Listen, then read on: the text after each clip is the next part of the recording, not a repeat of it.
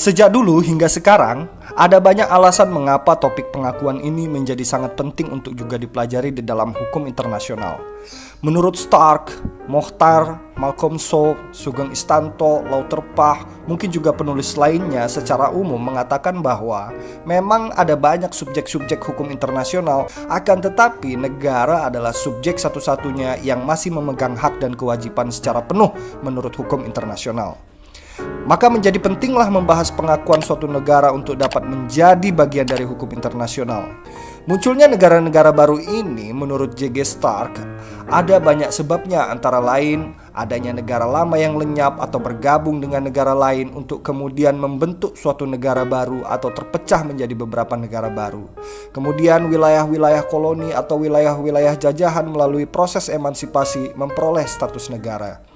Lalu kemudian bahkan dalam lingkungan negara yang ada terjadi revolusi atau berkuasanya pihak militer, dan status dari pemerintahan-pemerintahan baru tersebut menjadi persoalan bagi negara-negara lain yang sebelumnya menjalin hubungan-hubungan dengan pemerintah yang digantikan, dan ini merupakan pengakuan terhadap pemerintah baru. Sebagaimana ditetapkan di dalam pasal 1 Konvensi Montevideo tahun 1933, yaitu mengenai syarat sebuah negara, maka untuk dapat menjalankan kedaulatan dan yurisdiksinya, maka diperlukan adanya sebuah pengakuan di dalam hukum internasional. Nah, bagaimana sih pengakuan itu? Ini sebuah kewajiban atau hanya sebuah pilihan? Atau sebenarnya hanya bersifat politis belaka? Kali ini akan kita bahas mengenai teori pengakuan terlebih dahulu. Dalam catatan J.G. Stark, pengakuan itu didefinisikan oleh beberapa penulis hukum internasional, yaitu sebagai berikut. Pengakuan itu diartikan sebagai sebuah tindakan bebas oleh suatu negara atau lebih yang mengakui eksistensi suatu wilayah tertentu dari masyarakat manusia yang terorganisir secara politis, yang tidak terikat pada negara lain dan mempunyai kemampuan untuk menaati kewajiban-kewajiban menurut hukum internasional. Dan dengan cara itu, negara-negara yang mengakui menyatakan kehendak mereka untuk menganggap wilayah yang diakuinya sebagai salah satu anggota masyarakat internasional. Pengakuan ini menurut catatan Sugeng Istanto dapat diberikan kepada negara, pemerintah, ataupun kesatuan bukan negara seperti halnya belligerent. Berdasarkan pengertian ini, kita dapat menandai beberapa kata penting bahwa pengakuan itu merupakan tindakan bebas suatu negara atau lebih, kemudian untuk mengakui eksistensi suatu wilayah tertentu, untuk mempunyai kemampuan untuk menaati kewajiban menurut hukum internasional, kemudian pengakuan untuk menjadi bagian dari anggota masyarakat internasional, dan pengakuan diberikan kepada negara, pemerintah negara, dan kesatuan bukan negara. Pertanyaannya adalah, jika kita hubungkan dengan karakteristik negara menurut pasal 1 Konvensi Montevideo 1933, manakah yang lebih dulu, pengakuan atau harus memenuhi karakteristik negara terlebih dahulu? Dalam catatan J.G. Stark, bahwa pengakuan ini muncul setelah karakteristik yang disebutkan oleh pasal 1 Konvensi Montevideo 1933 itu terpenuhi, khususnya pada poin keempat pasal 1 tersebut, yaitu kemampuan untuk melakukan hubungan dengan negara lain. Begitu juga dalam catatan Profesor Sugeng Istanto bahwa suatu negara harus memenuhi kualifikasi sebagai negara yang ditetapkan dalam hukum internasional. Antara lain adalah kemampuan untuk mengadakan hubungan dengan negara lain. Kualifikasi ini menunjukkan bahwa negara tersebut adalah negara berdaulat. Namun, untuk dapat mengadakan hubungan resmi antar negara, yaitu diperlukan sebuah pengakuan dari negara-negara lain. Jika kita melihat beberapa catatan dari beberapa penulis-penulis hukum internasional yang kita kutipkan tadi, dapat kita ambil suatu simpulan bahwasanya pengakuan itu akan diberikan setelah karakteristik negara menurut hukum internasional itu sudah terpenuhi. Khususnya pada poin 4, yaitu ketika hendak mengadakan hubungan dengan negara-negara lain. Maka yang menjadi pertanyaan selanjutnya adalah, apakah pengakuan ini bersifat tindakan politis atau bersifat tindakan hukum? Nah, jika dilihat dari segi penetapannya, maka pengakuan lebih bersifat perbuatan politik ketimbang perbuatan hukum. Disebut sebagai perbuatan politik karena pengakuan merupakan perbuatan pilihan yang didasarkan pada pertimbangan kepentingan negara yang mengakuinya. Misalnya kebutuhan melindungi kepentingan negara yang mengakui dalam hubungannya dengan negara atau pemerintah yang diakui, atau kebutuhan strategi belaka. Mengapa bukan perbuatan hukum? Karena bukan merupakan perbuatan keharusan sebagai akibat telah dipenuhinya persyaratan yang telah ditetapkan oleh hukum. Tidak ada kewajiban bagi suatu negara untuk memberikan pengakuan kepada organisasi kekuasaan yang telah memenuhi persyaratan negara yang ditetapkan hukum internasional. Oleh karena itu, tidak ada hak bagi organisasi kekuasaan yang telah memenuhi persyaratan yang ditetapkan hukum internasional untuk mendapatkan pengakuan dari negara lain. Akan tetapi, dari segi akibatnya, pengakuan merupakan perbuatan hukum karena menimbulkan akibat yang diatur oleh hukum internasional. Sebagai perbuatan hukum, pengakuan menimbulkan hak, kewajiban, dan privilege yang diatur di dalam hukum internasional dan hukum nasional negara yang mengakui. Dengan adanya pengakuan itu, organisasi kekuasaan yang diakui berhak untuk ikut serta dalam hubungan diplomatik dan membuat perjanjian internasional dengan negara lain. Negara lain yang memberi pengakuan dengan demikian juga dibebani kewajiban yang korelatif dengan hak-hak negara yang diakui. Jadi, pengakuan merupakan tindakan politik. Akan tetapi, tindakan politik itu akan berakibat kepada tindakan hukum, yaitu berakibat pada timbulnya hak dan kewajiban yang diatur di dalam hukum internasional.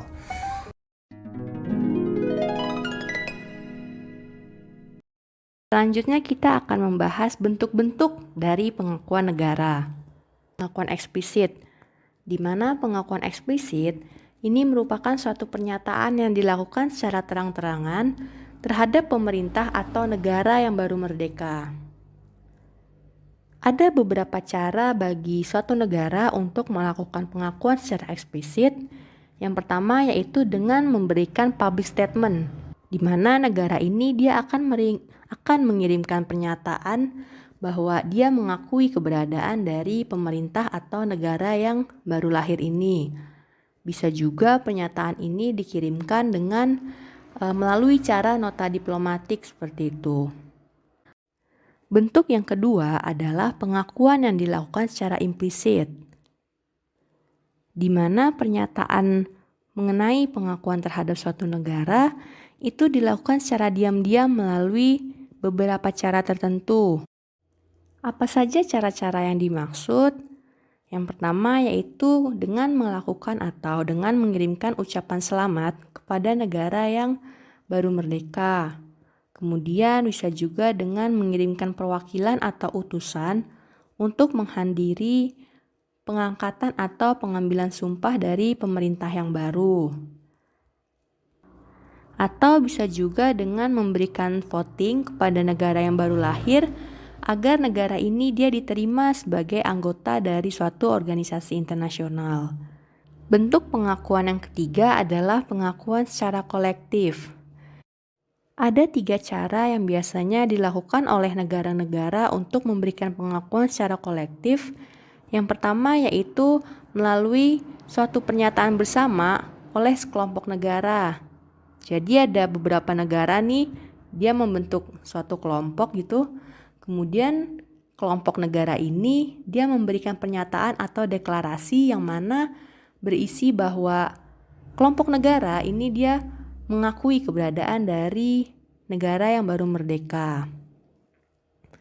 Lalu cara yang kedua yaitu dengan menerima negara yang baru merdeka ini untuk menjadi pihak dalam suatu perjanjian multilateral.